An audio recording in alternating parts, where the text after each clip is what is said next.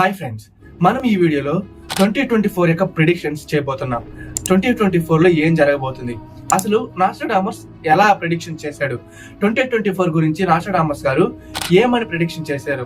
ఆయన చేసిన ప్రిడిక్షన్స్ లో ఫర్ ఎగ్జాంపుల్ చెప్పాలంటే ఈ సంవత్సరంలో జరిగిన ఇజ్రాయెల్ అండ్ పాలస్తీనా ఫైట్ కూడా, యుద్ధం కూడా ఆయన 500 సంవత్సరాల ముందే ఇవన్నీ కూడా ప్రిడిక్షన్ చేసి పెట్టాడు. ఇవన్నీ చూడాలంటే చాలా ఆశ్చర్యంగా ఉంటుంది. అసలు ఈ 2024లో కూడా ఆయన చేసిన ప్రిడిక్షన్స్ చూస్తే కొన్ని భయానకంగా ఉంటాయి, కొన్ని ఆశ్చర్యంగా కూడా ఉంటాయి. సో ఈ వీడియోలో అసలు 2024 గురించి నాస్ట్రాడామస్ గారు ఏం ప్రిడిక్షన్ చేశారు అనేసి చూద్దాం. అదే విధంగా మనం ఈ ప్రిడిక్షన్ చేసింది అసలు ఎన్ని జరుగుతాయి జరగవు అనేది ఇదే డిసెంబర్ 2025 లో మళ్ళీ కలుసుకుందాం.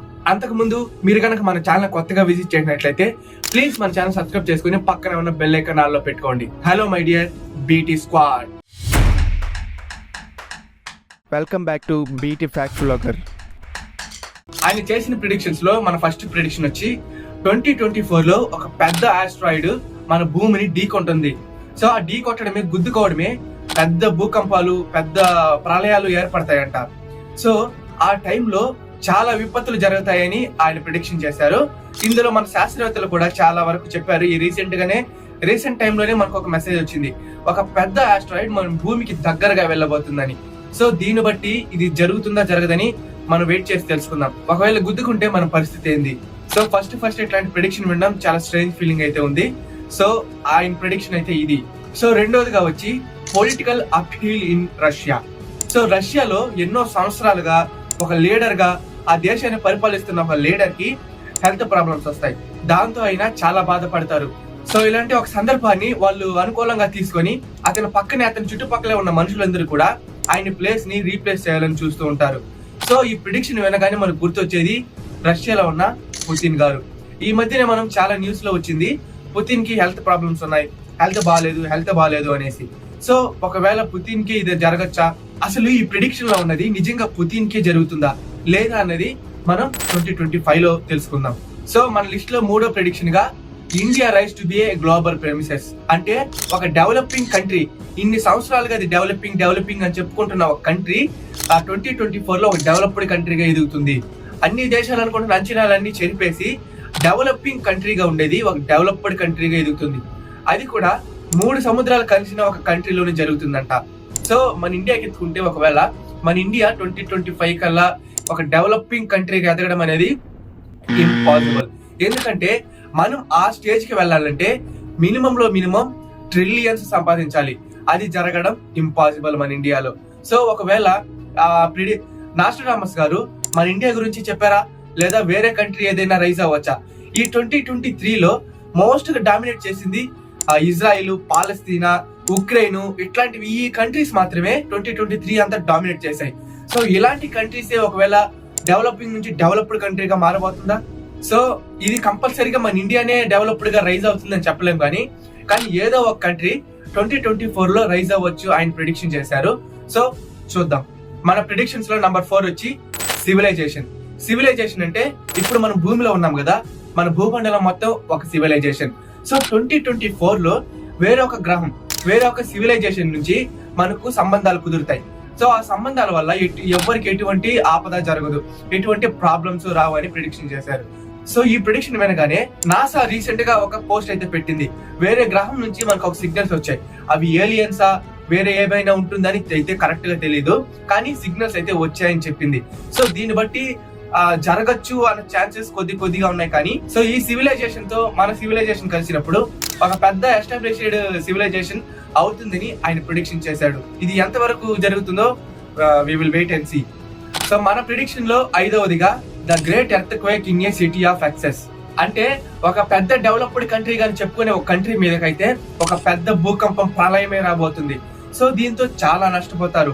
ఇప్పటి వరకు మనకు తెలిసిన రీతిగా ముఖ్యమైన కంట్రీస్ చెప్పుకోవాలంటే USA, జపాన్ వాళ్ళన్నీ అయి ఉండొచ్చు. ఎందుకంటే టెక్నాలజీ పరంగా అన్ని కూడా వాళ్ళు ఫస్ట్ లో ఉన్నారు కాబట్టి.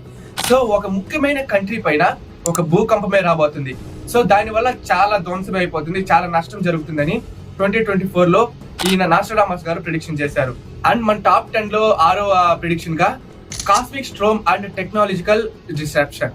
అంటే ఒక పెద్ద కాస్మిక్ విండ్ అయితే రాబోతుంది. ఆ కాస్మిక్ విండ్ వచ్చి మన భూమిని ఢీకొంటుంది.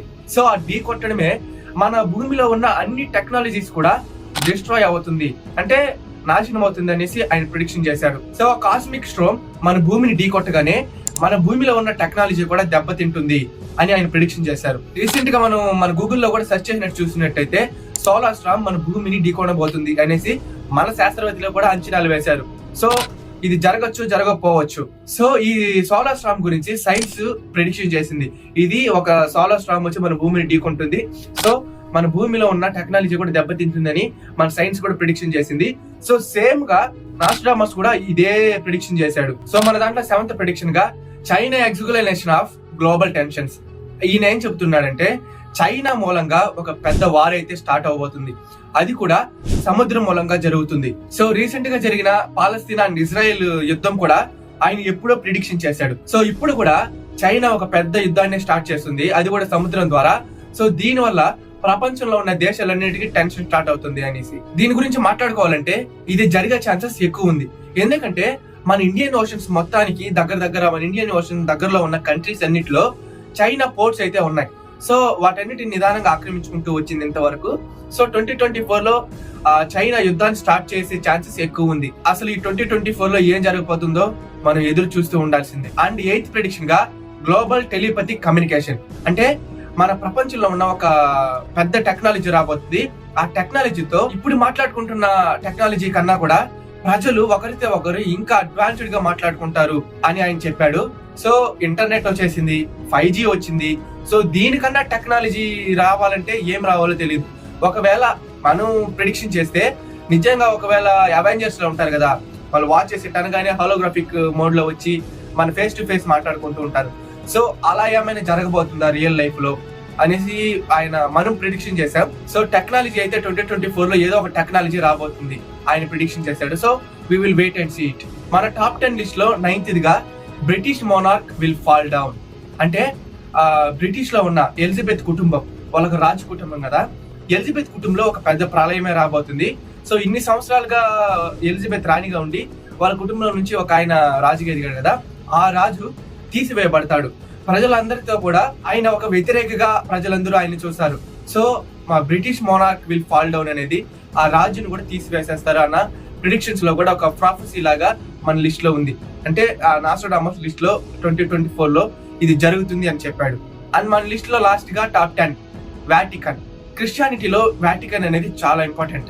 సో ఈ వాటికన్ పాప్స్ అనేది చాలా మంది కూడా ఇప్పటి వరకు అందరినీ కంట్రోల్ చేస్తూ ఉన్నారు. పాప్స్ అనేటివి అందరిని ఒక హ్యాండిల్ చేస్తూ ఉంటారు.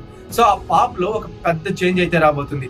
సో ఇప్పుడున్న పాప్స్ అందరూ దిగేసి ఒక్కడు మాత్రం పరిపాలిస్తాడు, ఒక్క పాప్ మాత్రం రైజ్ అయ్యి అతనే మొత్తాన్ని పరిపాలిస్తాడు అన్న ప్రిడిక్షన్ కూడా ఆయన ప్రిడిక్షన్ చేశాడు. సో వీళ్ళ బదులుగా వేరే ఒక్కరు మాత్రమే వస్తారు. అది యాంటీ క్రైస్ట్ అనొచ్చు, ఏమైనా చెప్పుకోవచ్చు, కానీ వీళ్ళందరికి బదులుగా ఒక్కరు మాత్రం రైజ్ అవుతాడు, వాడే మొత్తాన్ని ఏలతాడు అన్న ప్రాఫెసీని ఆయన ఈ 2024 లో పరిగణించబడింది. సో గైస్, ఈ 10 ప్రిడిక్షన్స్ లో ఏమేం జరిగాయి, ఏమేం జరగలేదు అనేది మనం ఇదే డిసెంబర్ 2024 లో చూద్దాం. సో గైస్, ఈ టాప్ 10 లో ఏమేమి జరుగుతాయో మనం వెయిట్ చేసి చూద్దాం. ఒకవేళ ఈ టాప్ 10 లో మీకు ఏ జరుగుతుంది అనిపిస్తుందో కింద కామెంట్ లో కామెంట్ చేయండి. ఒకవేళ ఈ వీడియో ఇన్ఫర్మేషన్ మీకు నచ్చినట్లయితే, సో వీడియో కానీ నచ్చినట్లయితే వీడియోని లైక్ చేసి మన ఛానల్ సబ్స్క్రైబ్ చేసుకొని పక్కనే ఉన్న బెల్ ఐకాన్ ఆల్లో పెట్టుకోండి. సో దట్ ఇలాంటి వీడియోస్ చేయడానికి నాకు ఇంకా ఒక మోటివేట్ గా ఉంటుంది. Thank you all my dear BT squad.